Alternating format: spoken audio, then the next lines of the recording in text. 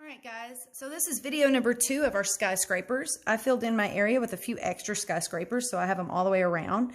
I didn't count my skyscrapers, so I might have more than you, and that's okay.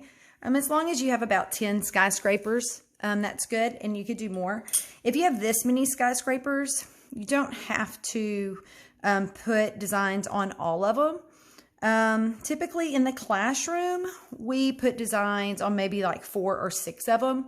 And basically, I'm wanting you to show me how you make the designs on there so I know that you're doing it correctly. So let me just get started. Okay, so if I wanted to do stripes going up a building, they have to go to the vanishing point. So anything that's going away from us always goes to the vanishing point. So I'll do some on this back building. Stripe. Stripe. You'll notice that they get wider at the bottom because they're getting closer to us. Okay. And sometimes I'll even measure at the bottom to make myself some little marks so that I don't have like a whole bunch close together and then a whole bunch far apart and it looks odd. For me, that would bother me. For some of y'all, it might not bother you. Let's see. If I wanted to do, let me turn my paper this way.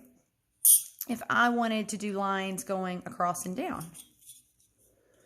So if it's going across, the top of my building is horizontal. So my lines have to be horizontal.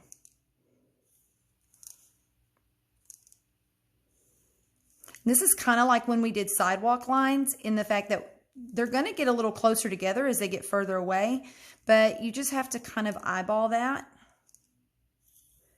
There's no procedure to actually mathematically decide how that should be. And then as they go on this side, they're going to follow the top of the building there too, and they're going to go vertical. I'll do these freehand.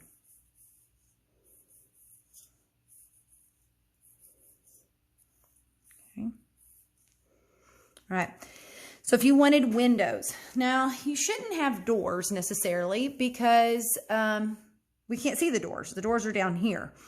So all we're looking up at these really tall buildings. So if you just had windows, a couple of different ways that you can do that is that you can go ahead and let's see, I want a window here and here.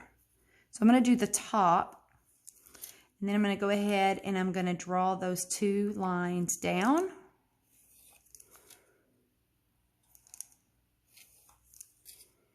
And this is kind of like when we did the middle line in the city drawing. In that I did both lines, but now I'm going to come through. Make sure I'm on the screen. I am, okay.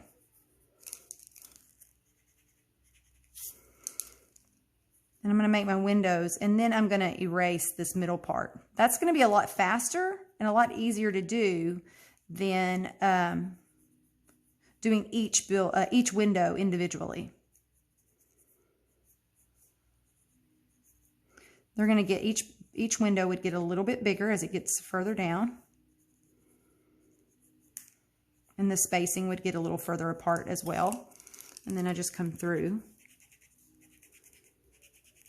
And then I erase, okay?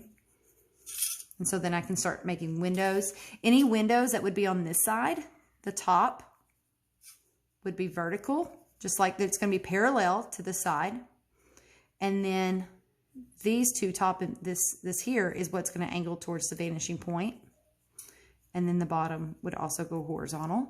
Okay, I'm not going to do all of those. I'm going to link another video to this, and that is a guy who actually has the setup to do these videos so he can do the time elapsing so it shows the whole thing.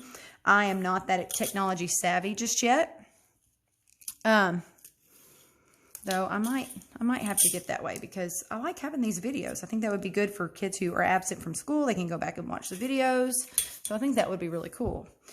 Let's see. What else might you want to do?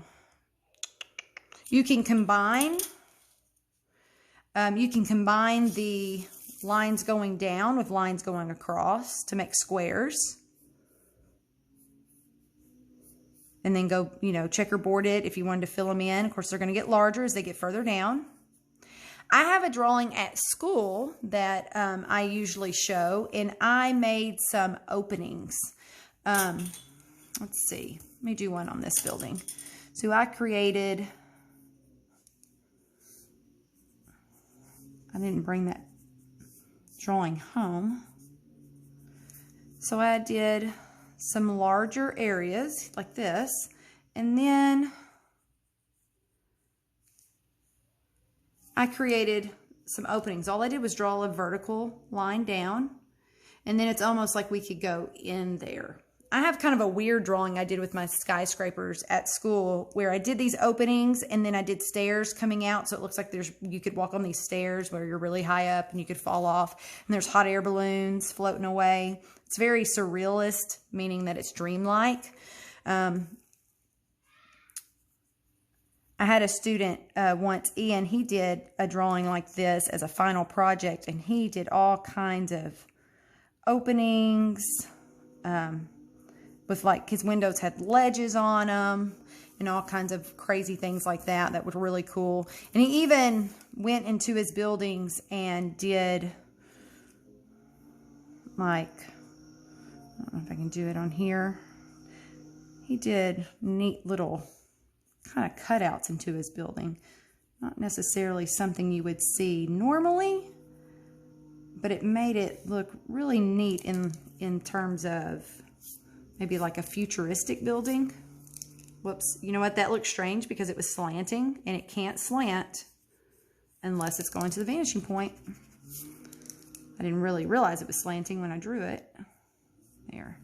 Anyway, Ian had all kinds of openings and cutouts and things like this in his buildings. This would actually be thicker because that building is thicker. So you could kind of play with things like that. So now there's kind of like that opening right there. You can really do anything. Sometimes I have students who want to just kind of go kind of crazy and do like some swirls and things like that on their buildings and kind of do things like that. That doesn't technically really use the vanishing point, even though you might kind of keep in mind that they're closer together as they're up here and they get further apart as they come down. So what I really want to see on your buildings is some that use the vanishing point. And then if you want to throw in some fun ones, you can. Sometimes I'll have, you know, somebody who wants to do like circles. Circles are kind of tricky when they use the vanishing point. You actually want, you can look up some videos, but when you're doing a circle using a vanishing point, it actually becomes an ellipse.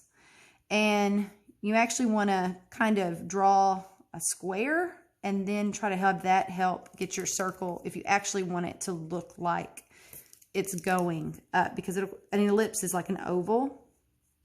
If you actually want it to use that vanishing point, it's really tricky to do. I'll be honest, I'm not real good at it. If you do regular circles,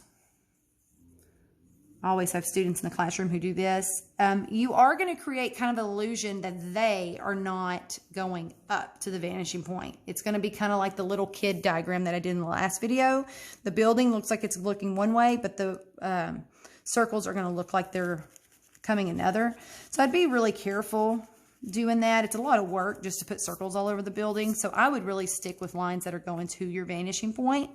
And again, not all of your buildings have to have things on them, just maybe a couple on each side. If you wanted to do a large sign, then of course it's the same as the windows. If it's going away from us, it's going to angle towards the vanishing point.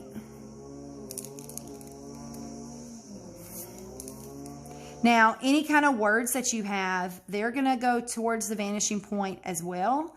So I really didn't give myself room for a word. I'll just do one letter. I'll do the letter A.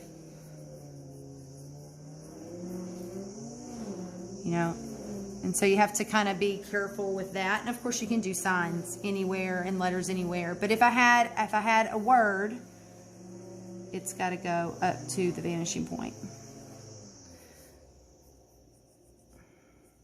So this has to angle to the vanishing point, but then this would go straight across. Okay. Well, my husband has forgotten that I am doing a video, and he has started weeding outside.